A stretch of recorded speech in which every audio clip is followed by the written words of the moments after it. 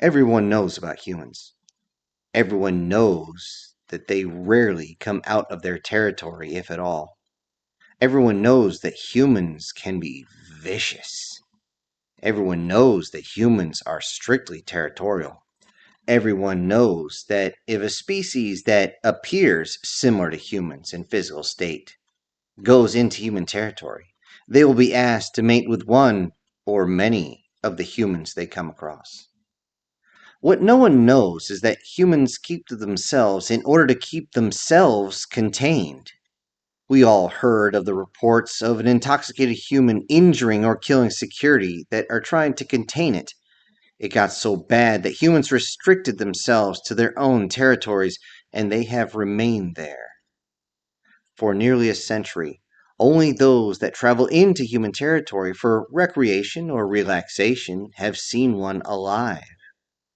For a time, the universe seemed to forget that they existed at all, except for the stories of people going into the territory and just living it up. Yet this number was so small, usually dignitaries and those who were super rich, that for a time the universe simply forgot that the humans existed at all. And at that point it was quiet.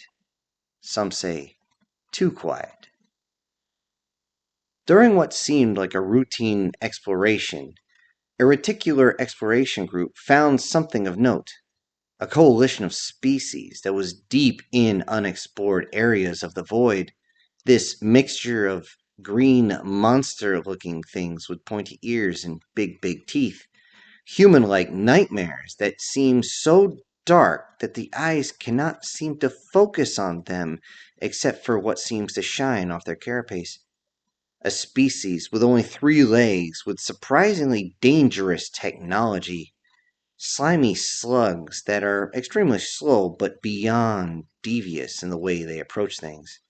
And a group of insectoids that are over 3 meters tall with seemingly no concept of fear. Without hesitation, the exploration group was jammed before they could do anything and struck with a wave of energy that made all their ships unable to jump to FTL, unable to escape, though they did try with sublight engines. The last thing they could do was send a message back to the other species. This was a warning. This warning did not fall on deaf ears, as every species prepared for what may be coming. Yet no matter how much they prepared, it seemed it would never be enough. This coalition of enemy species struck with radical ferocity at the known species. The first sector to fall before anyone could even respond. Yet this was expected.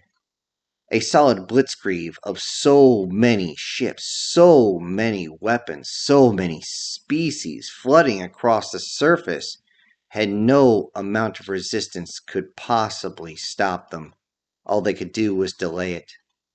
A new enemy group seemed to want the resources that included the personnel as they took the planets and took those on the planet.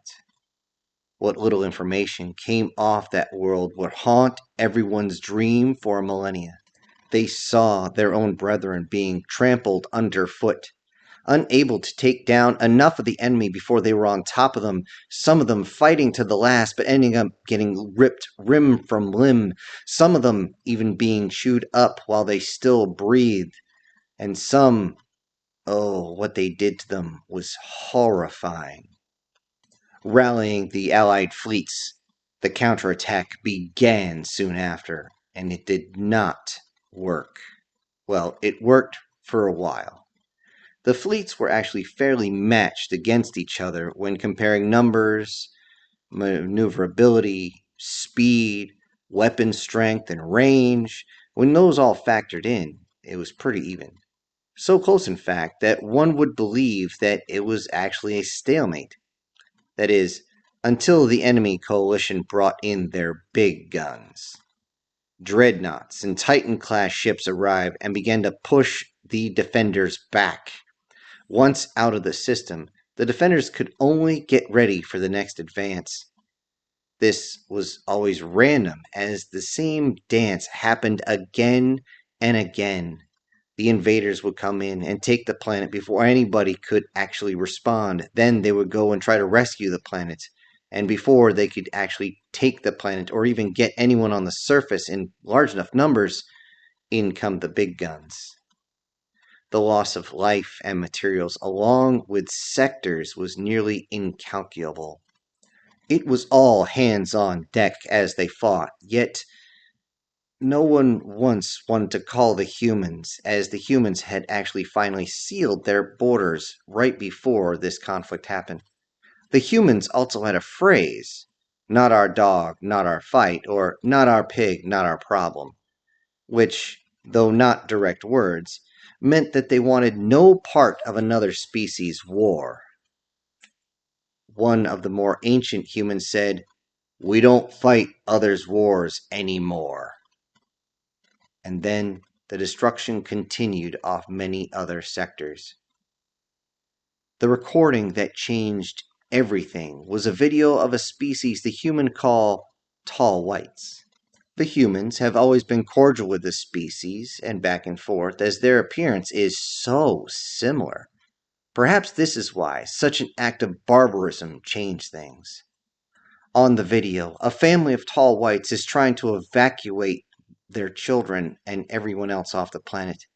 As they're heading to the shuttle itself is strafed from the air and the engine bursts and catches fire. Many other tall whites are seen jumping from the ship, trying desperately to get clear of the wreckage, many of them partially alight. The family stops to assess the situation as a mix of Xenos is seen rushing in. The family is quickly overwhelmed. The males do attempt to fight, but are cut down in brutal fashions. The horde of attackers begins to consume the males even as they are still very much alive, kicking and screaming in pain. The rest are violently captured, and in front of everyone, with the women and most of the children those that survive such treatment are dragged back to enemy lines as their bodies are limp and most of them still bleeding. Within 3 hours of this video reaching human space, around the planet Moog 4, where the Coalition has near complete control of space, a single ship arrives. This ship is very alien to all involved, and the evacuation shuttles try to avoid it, yet they really can't, because if they turn either way, then they're most likely going to be caught by the invaders. Yet, they avoid it until they see that is a very human glyphs across the side. Running it through the translation, everyone got a different response. Most of it was undefinable. Or if they did get something, it said ogre, monster, disagreeable person, evil spirit, and even unpleasant person. Those running from the flood of enemy were more interested in leaving the sector than fighting it out, yet those attacking this planet would find out what it means very soon. A few of the escaping shuttles actually got to safe distance, but stopped and watched. They knew they could jump to FTL now that they'd cleared all the gravity wells. However, they wanted to see what the hell they were looking at. They needed this intel. As they looked, they could see the large human ship was clearly a warship, but no one could figure out its classification.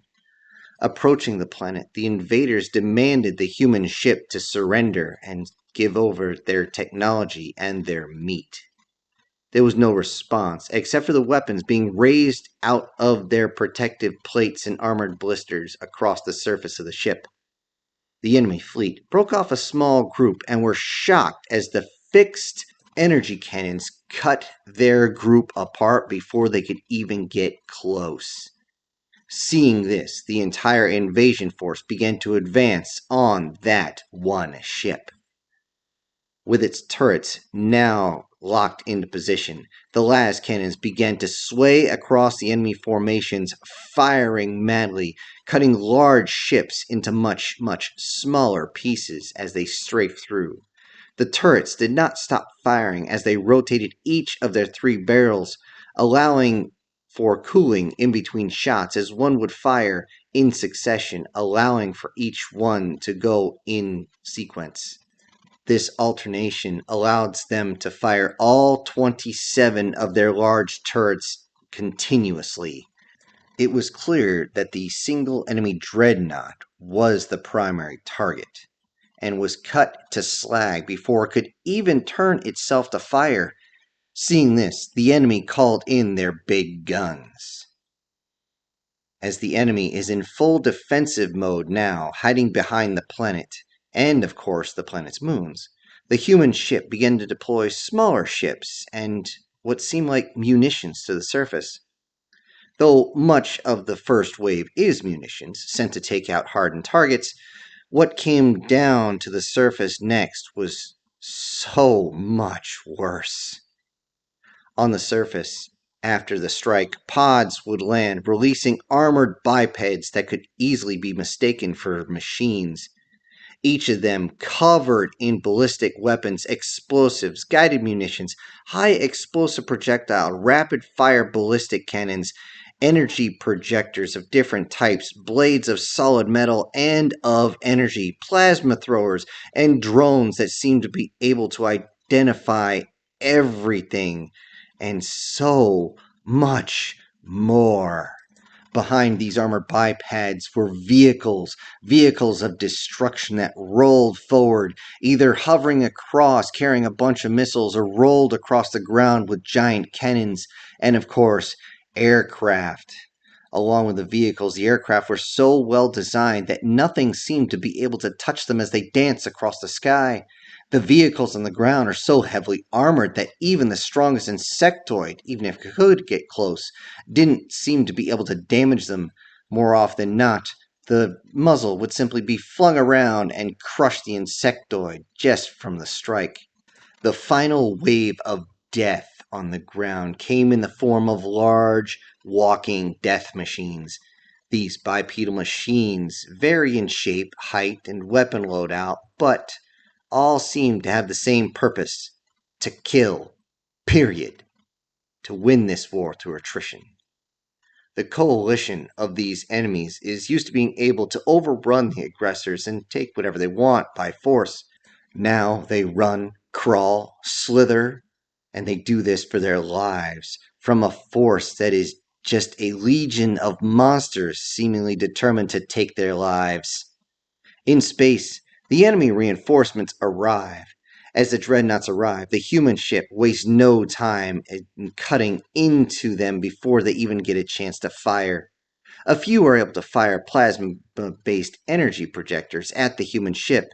Either the ship shows its insane maneuverability by simply evading these shots, counters with its own projectiles, or takes the hit at the angle and it deflects it off of the hull, and this makes most of the energy that is striking the hull simply deflect away. All while this human ship rips the enemy a new one, literally, as many of the shots will pierce right through the ship and then are simply dragged down.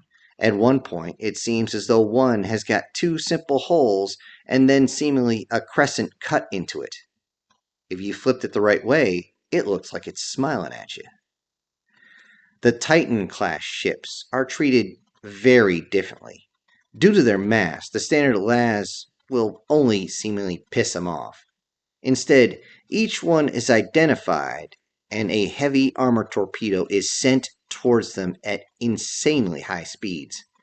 The armor on these torpedoes is to make sure that the dang torpedo is not intercepted before reaching its target.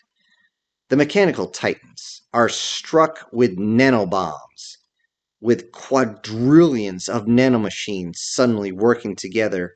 Even if the torpedo is intercepted close to its own target, the cloud of nanomachines will instantly begin to eat away at every piece of technology, bulkhead, and hull that it finds.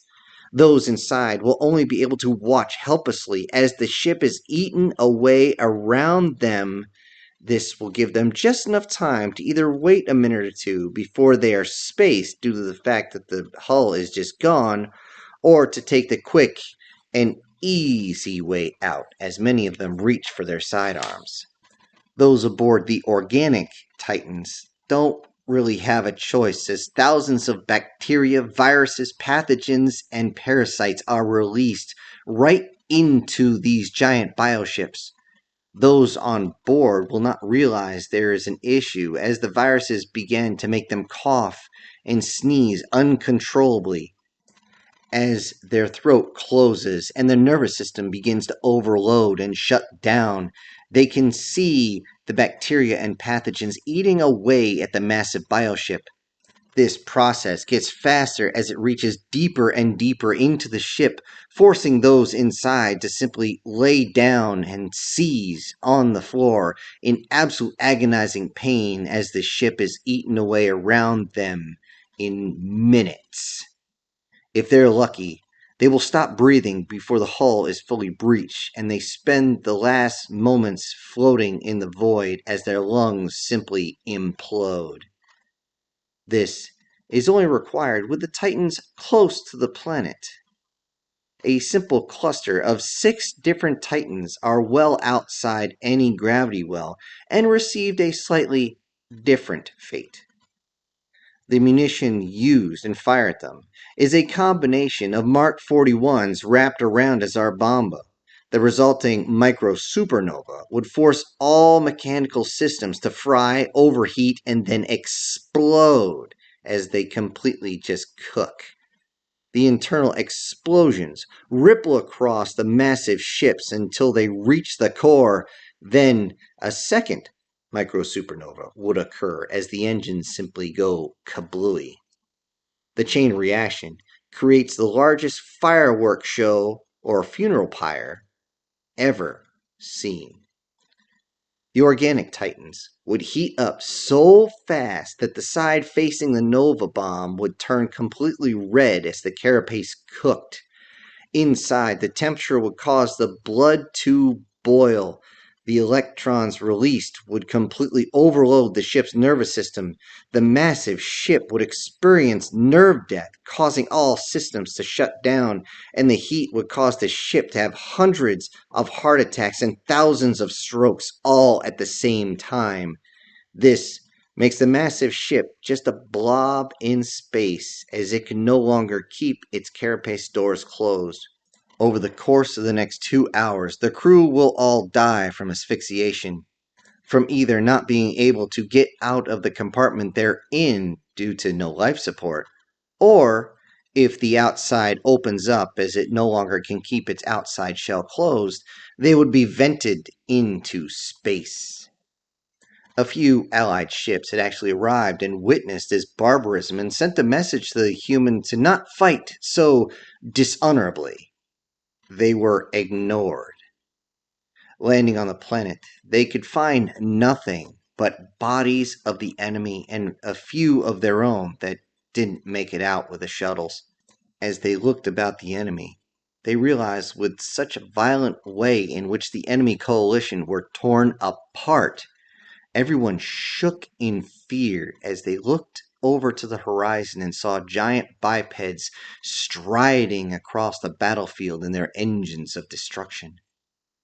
Finally reaching the human rally point, they could see a few humans around a few captured enemy. These were actually strung up next to the dismembered bodies of a few more. As they got closer, the friendly units could see the humans talking to a female tall white and a few young ones next to them, yet the number was far less than they expected. As the Allies asked what the humans were doing, the female told them, "They want to know if I desire revenge on the creatures who caused such transgressions to us and them." She motioned towards the children. Looking at the faces of the children made some of the Allies realize what had just happened to them, and they immediately raised their weapons before the humans stood between them and the prisoners. The human simply stated through his translator, "No, we have a better idea." The human said without raising his visor. "What now?" the Allied leader asked. "What now?" the human said. "I'm going to tell you what now. I'm going to call over some hard-hitting humans to go over these Xenos here with a pair of pliers and a blowtorch. He then turns to the prisoners before continuing. You hear me talking to you, you Xeno zealot? I'm going to get medieval on your ass. What happened next is nothing less than true nightmare fuel as the female tall white just watched the humans take their time, causing maximum pain, even to the point of giving a shot of adrenaline when the captured ones who had done such things to children passed out from the pain that was given to them, well, before they simply bled out. After the battle and its aftermath, which makes many of any species want to vomit, everyone believed the humans would just return to their territory. No, they simply called for a resupply and headed off with new armaments and even more human ships that showed up to bring true hell against the Xeno coalition. Many thinking about this, a few realized the true meaning of the glyphs on the side of the human ship. The reason why the translator could not figure it out was there was an identification code, 2 letters, in front of the actual word. When they read it again and looked at it after that, the name of the ship began to be what we call the humans now. A warning not to provoke the worst parts of them. For if you do, you may summon the SS Demon. Hello everybody, this is Syntax. I hope you enjoyed tonight's story. So before I go, I'd like to send out a giant thank you to the SS Demon, who actually is a major supporter of the show. And I'd like to send out really quick a small thank you to Erica Graham. Thank you for supporting the channel, and I'll see you all next time. This is Syntax, punching out.